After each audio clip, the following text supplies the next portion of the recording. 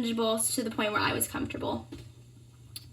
So then I finally ended up doing that. I was able to get a good diet. I went back to school. I got a job, and I graduated. So all of that stuff. It was great. I was so proud of myself. And then I had another reaction. I had a few reactions in between then and July 4th of 2017, but they weren't as severe. So I just knew that I would be able to manage them and like kind of move past them faster than I would the bigger anaphylaxis experiences.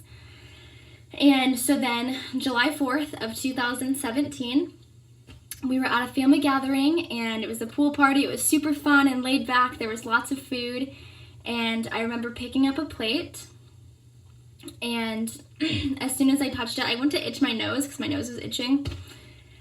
Unfortunately, I couldn't have picked a better time to itch my nose. I'm just kidding, but I'm not kidding. There was peanut butter on the bottom of the plate, so I had taken it from the plate, and I went like this unknowingly. As soon as I touched my face, I smelled the peanut butter.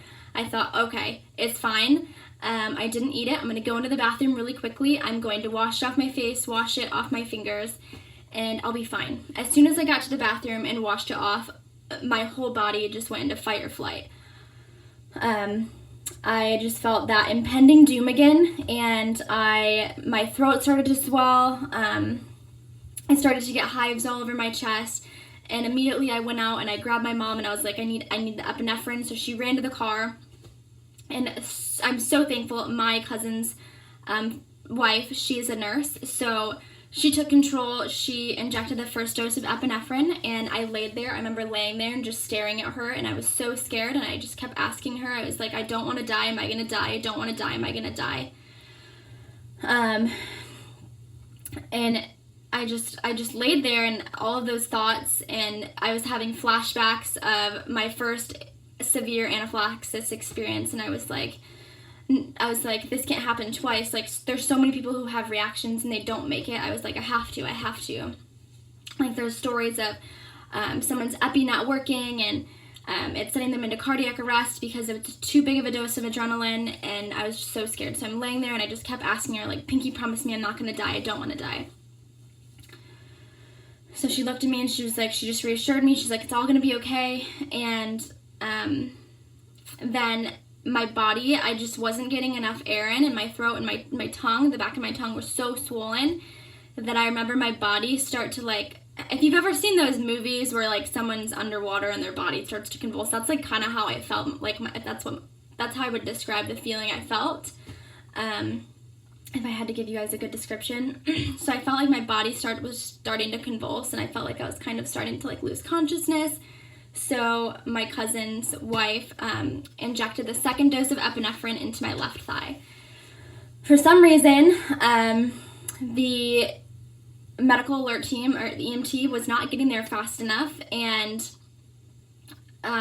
so she did the second dose. They finally got there, and I guess they were on a shift change, so they had to wait till the other people came for their shift to head on over, which is absolutely ridiculous, and a story for another time. But they got there, we got to the hospital, and I was fine.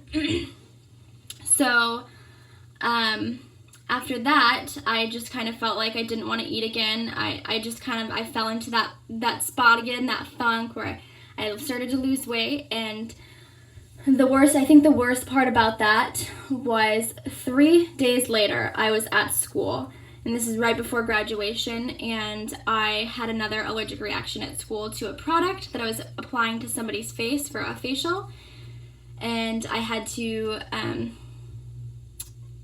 have my epi ejected, or I had to have epinephrine again.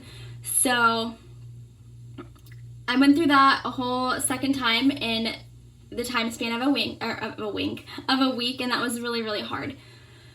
So after that, I fell into the pattern of not wanting to eat again, and it was just a struggle. So I finally found that niche again on how to get through it, and then fast forward to 2018, I had 2 more anaphylaxis experiences, and I think at this point, it's 2019. I think all of those leading up to now have just impacted my life in the worst way possible, and I'm still trying to figure out how to overcome the anxiety and the severe PTSD from all of it.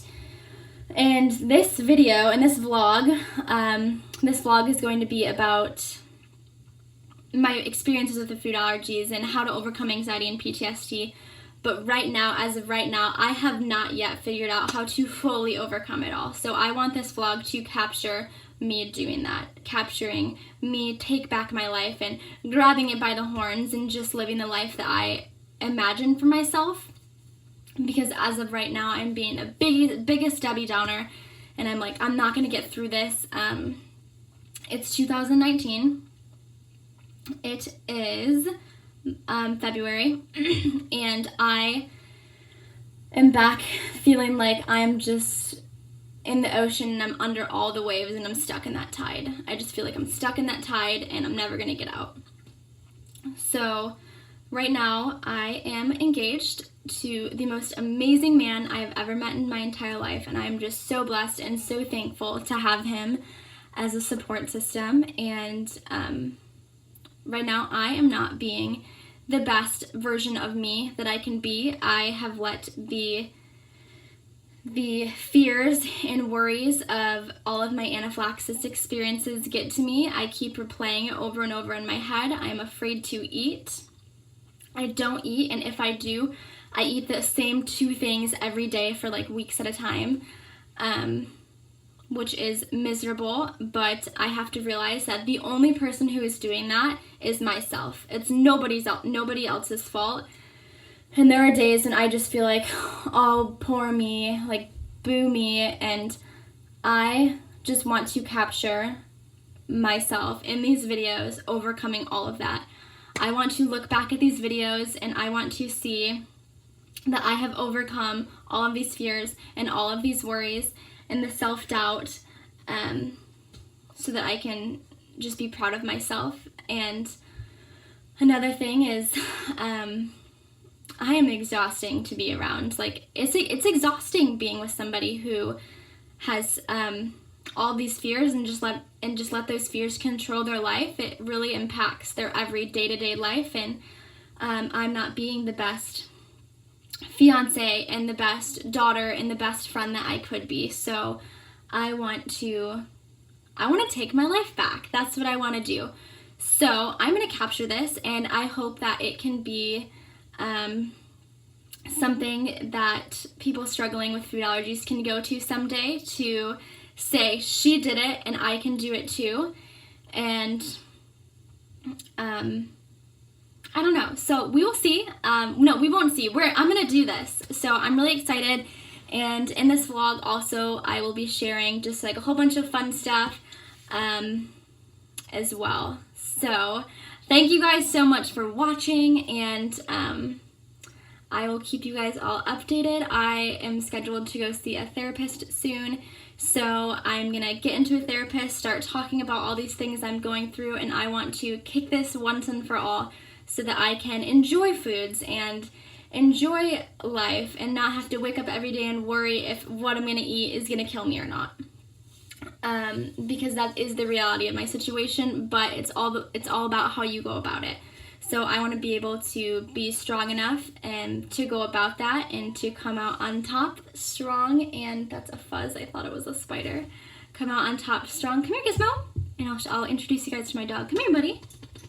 And yeah, so thank you guys for watching all of this. I appreciate it so much. This is my sweet little Momo. He is the cutest ever. He is a Shih Tzu Chihuahua, so he will be in the vlogs too. But thank you guys so much, and I hope that you guys continue watching my videos. And yeah, thank you so much.